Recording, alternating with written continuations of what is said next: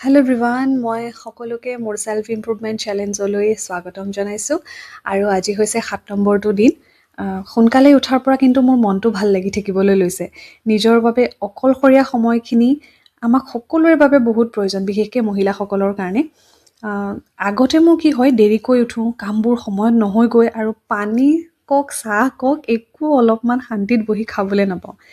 আজিকালি এটা কাম কৰিবলৈ লৈছোঁ, ৰাতি যেতিয়া বিচনাত উঠোঁ তাৰ পাছত মোবাইলটো আৰু নাচাওঁ।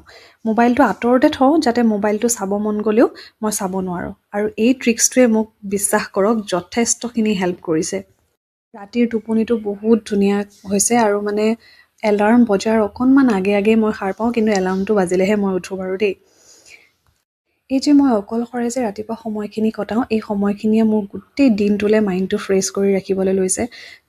আগতে কি হৈছিলে, মই পটককৈ ইৰিটেট হৈ যাওঁ, কোনোবাই কিবা এটা ক'লে ফ্ৰাষ্ট্ৰেটেড হৈ যাওঁ, একদম পটককৈ নিজৰ মনৰ ভিতৰতে গুজৰি গুমৰি থাকোঁ। সেই বস্তুটো মোৰ নাইকিয়া হৈ গৈছে, বিশ্বাস কৰক।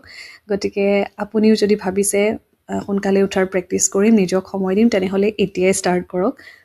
লগতে মোৰ এই জাৰ্ণিটো মোক আগবাঢ়ি যাবলৈ হেল্প কৰক। আজিৰ মিনি ব্লগত ইমানেই। নতুন মিনি ব্লগত পুনৰ লগ পাম। আজিলৈ আহিছোঁ। বাই।